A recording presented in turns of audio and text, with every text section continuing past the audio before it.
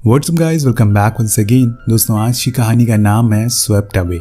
कहानी शुरू होती है एम्बर नाम की औरत से जो कि एक अरबपति है, लेकिन उसे हमेशा से अपने पैसों पर घमंड रहा है। वो अपने से छोटे लोगों को ज़रा भी इज्जत नहीं देती और यही वजह है कि उसकी ज़्यादा किसी से बनती नहीं है। एक दिन एम्बर और उसके साथ वाले लोग प्राइवेट जेट से एक बीच पर जाते हैं और वहाँ पर ये शिप से कुछ दिन के लिए स्टे करेंगे। अब कैप्टन सभी लोगों से हाथ मिलाता है और उन्हें अच्छे से ग्रीट करता है, लेकिन एम्बर उन्हें ज़्यादा भाव नहीं देती है और बिना हाथ मिलाए ही अंदर चली जाती है। जैसे कि हम उसका नेचर जानते हैं, उसी दौरान हम माइक नाम के आदमी को भी देखते हैं जो उसी शिप में क्लीनिंग का काम करता है। वो एम्बर से कुछ खास खुश नहीं था। उसने आते ही सबको ऑर्डर देना शुरू कर दिया था। अब माइक भी उसके सामान को लेकर उसके पीछे पीछे रूम तक जाता है और फिर वापस जाने लगता है, लेकिन एम्बर उसे रोक कर कहती है कि क्या इस शिप में जिम है। वो मना करता है, लेकिन कुछ देर बाद वो कार्डियो साइकिल ला कर देता है और कहता है कि मैम आप इसे इस्तेमाल कर सकती हैं।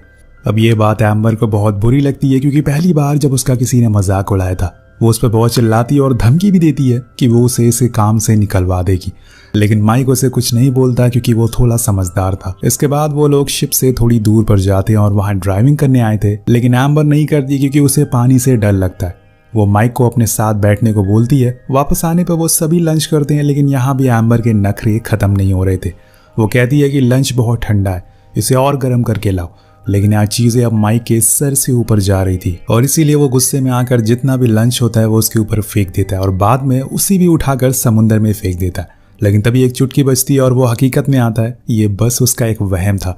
अगर उसने ऐसा कुछ किया तो पहले तो उसकी जॉब जाएगी और फिर हो सकता है कि एम्बर उसे बर्बाद भी कर दे। यही कारण है कि वो चुपचाप जाकर अपने दोस्तों को लंच गर्म करने को कहता है। अब ऐसे ही एम्बर के नखरे झेलते झेलते कई दिन हो जाते हैं। फिर एक दिन शिप में कुछ दिक्कत आती तो वो माइक से कहती है कि उसे फिशिंग करने जानी है। वो उसे बताता है कि मैम ऐसा करना खतरे से खाली नहीं होगा क्योंकि मौसम खराब होते हुए दिख रहा है और ऐसे में बाहर जाना सही नहीं है। लेकिन एम्बर एक नंबर की जिद्दी थी, वो नहीं मानती और कहती है कि मुझे एक छोटी सी बोट चाहिए जिस पर बैठकर हम यहाँ से दूर जाकर फिशिंग कर सकें। तो माइक को एक बोट का इंतजाम करना पड़ता है जिसे लेकर वो शिप से दूर जाने लगते हैं, जहाँ पर उन्हें कुछ मछलियाँ मिल सकती हैं। लेकिन इन्हें इस बात का जरा भी अंदाजा नहीं है कि आने वाले जितने भी दिन होंगे इनके लिए वो हमेशा के लिए यादगार हो जाएंगे।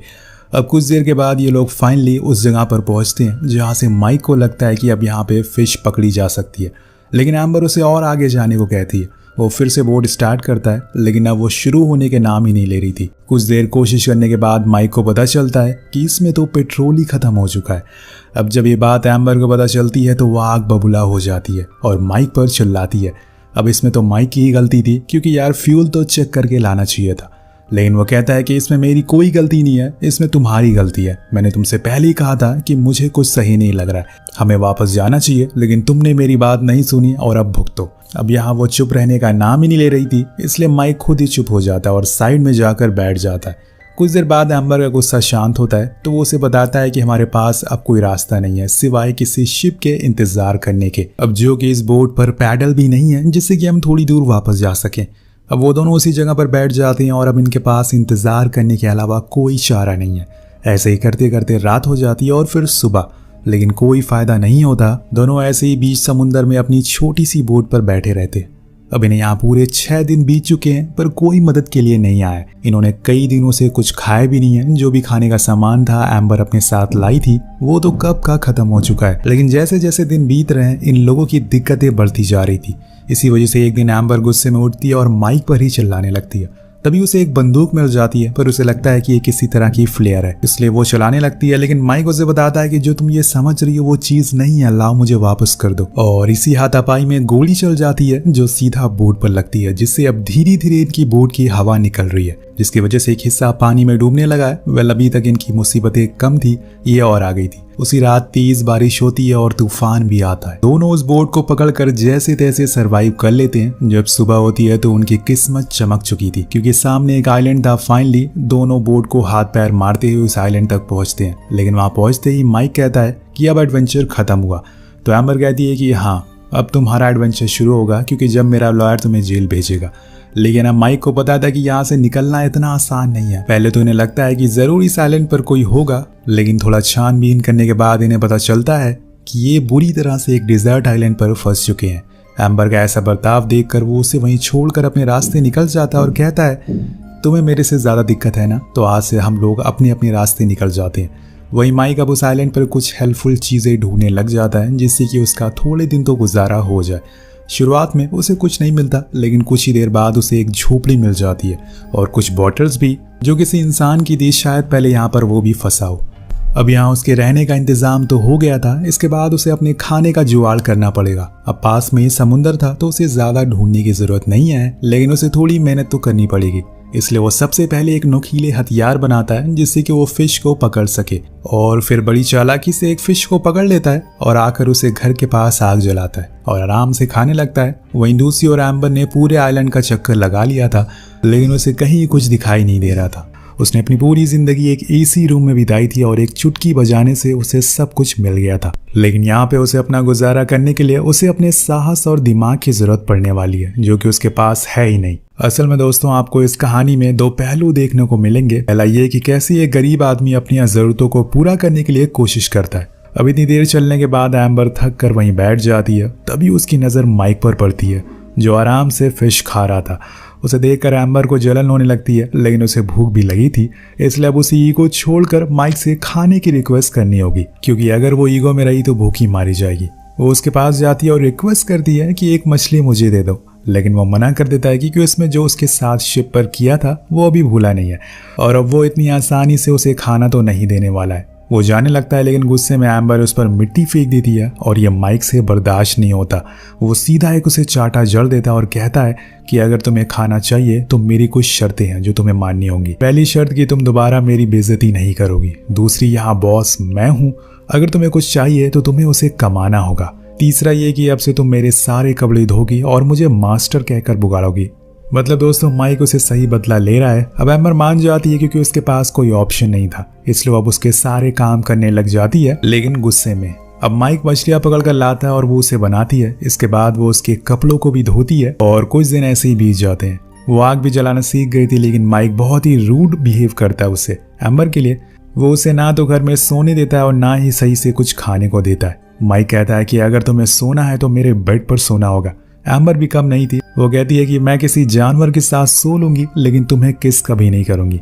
अब यहाँ सिचुएशन थोड़ी उल्टी होने लगती है। माइक का बिहेवियर ज्यादा रूडली होने लगा था, पर पूरे आइलैंड पर बस वही दोनों अकेले ही थे, इसलिए उन्हें मजबूरन एक दूसरे से बात करनी पड़ती है, जिसकी वजह से उनके बीच में एक अंडरस्टैंडिंग होने लगती है।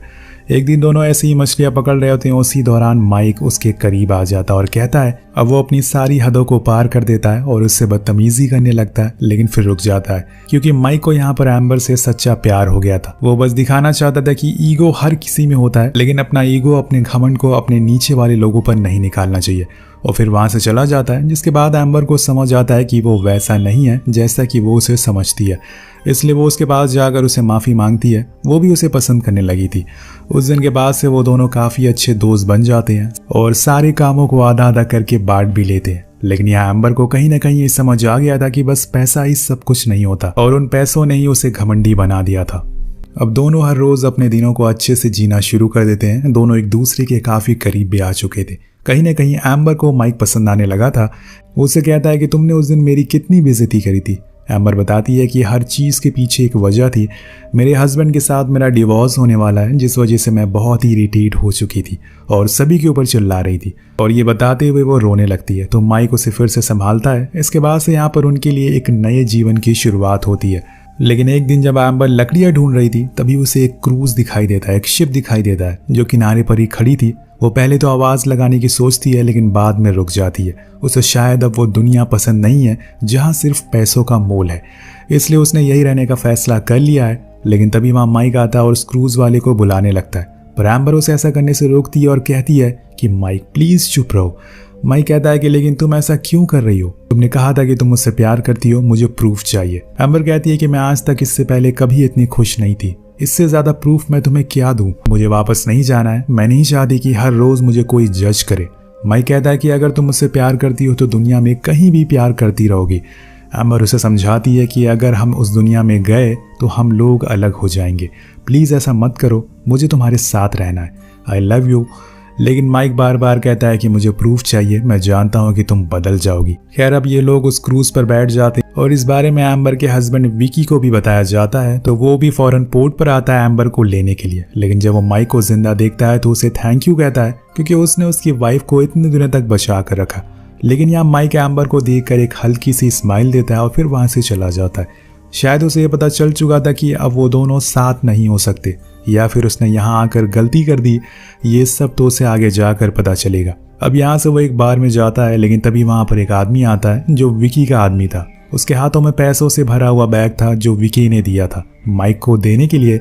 ये एक तरीके का इनाम था, क्योंकि उसने उसकी वाइफ की जान बचाई थी। लेकिन माइक उस आदमी को धक्के मार कर वहां से भगा देता है, लेकिन वो आदमी बैग वहीं छोड़ देता है और जब माइक उसके खोलता है तो उसमें पैसे भरे हुए थे, जिसे लेकर वो जाने लगता है। पर बीच में उसकी नजर एक शॉप पर पड़ती है जहां पर काफी सारी एक्सपेंसिव रिंग थी। माइक उन्हीं पैसों से एक रिंग लेता है, यानी कि उसने फैसला कर लिया है कि वो अब एम्बर से शादी करके रहेगा, और इसीलिए वो उसे कॉल लगाता है। एम्बर से कहता है कि मैं तुम्हें बहुत मिस कर रहा हूँ। वो कहती है कि तुम्हें जो भी फैसला लिया है मैं वो करने को तैयार हूँ, बस वो हमारे लिए सही होना चाहिए। अगर तुम चाहते हो कि हम दोनों साथ रहें तो एक लेटर लिखो, मेरे होटल के रिसेप्शन पर छोड़ दो एम्बर के नाम से। तो वो मान जाता और फिर वो उस लेटर में लिखता है कि मैं तुम्हारा कोस्ट गार्ड पर वेट करूंगा, जैसे ही तुम्हें ये लेटर मिले अपना सामान लेकर यहाँ आ जाना। जिसके बाद हम लोग ये सब छोड़कर लंदन चले जाएंगे और अपनी नई जिंदगी की शुरुआत करेंगे। अब वो उस लेटर को रिसेप्शन पर छोड़ देता है, लेकिन उसकी किस्मत शुरू से ही खराब थी, क्योंकि सुबह एम्बर से पहले वहां विकी आ जाता है और वो रिसेप्शन पर पड़े हुए लेटर को देख लेता है और सब कुछ समझ जाता है कि आखिर इतने दिनों तक वहां पर चला क्या था। इसलिए वो उसी समय एम्बर से कहता है कि चलो हमें न्यूयॉर्क के लिए निकलना है। उसे तो पता था कि माइक ने उस लेटर को लिखा होगा, लेकिन अभी तक वो आया क्यों नहीं, इसी सोच में वो डूबी रहती है। पर कुछ ही देर बाद वो चॉपर में बैठ जाते हैं और तभी भागते हुए एक लड़का आता है। उसके हाथ में एक लेटर था जो एम्बर के लिए था। वो जब उसे खोलती है तो वह असल में माइक का लेटर था, जिसमें लिखा था कि मैं तुमसे कोई प्यार नहीं करती, वो जो कुछ उस आइलैंड पर हुआ था वो बस एक टाइम पास था। लेकिन रुकिए दोस्तों, जरा ये लेटर असल में माइक ने नहीं बल्कि विकी ने लिखा है, और उसने उस लड़के से एम्बर को देने को कहा था, जिससे कि उसे ये लगे कि माइक उसे कभी प्यार ही नहीं करता और उसे धोखा देना चाहता है। और यहाँ एम्बर को इस बात पर यकीन हो जाता है कि माइक सच बोल रहा है, उस लेटर में जो भी लिखा है वो सच है। वो पूरी तरह से टूट जाती है। लेकिन वहाँ दूसरी ओर जब माइक को पता चलता है कि एम्बर न्यूयॉर्क जाने वाली है, उसे ये लगने लगा था कि शायद वो उसे प्यार ही नहीं करती, लेकिन वो उसे एक आखिरी बार देखना चाहता था। इसलिए वो भागते हुए उसके पास जाता है, पर तब तक उसके प्यार उसकी एम्बर जा चुकी थी। वो चीखता है, चिल्लाता है, लेकिन एम्बर नहीं रुकती और उसकी नज़रों से दूर हो जाती है। वो उसकी तरफ वही रिंग फेंकता है, पर वो जाकर समुंदर में गिर जाती है और दोनों की कहानी अधूरी रह जाती है। दोनों पूरी उम्र इसी सवाल में जीते रहेंगे और फंसे रहेंगे कि आखिर उसने ऐसा क्यों किया। इसीलिए कहते हैं कि समय का कोई भरोसा नहीं है, कब वो आपके दुश्मन को आपका हमसफर बना देगा और कब आपके चाहने वालों को आपका दुश्मन। इन दोनों के साथ भी वही हुआ। इन्होंने कभी नहीं सोचा था कि इस तरह से इनकी कहानी का अंत होगा। तो आपको इनकी कहानी कैसी लगी नीचे कमेंट करके जरूर बताओ और मिलते हैं आपसे अगली वीडियो में। Thank you so much watching. Peace out.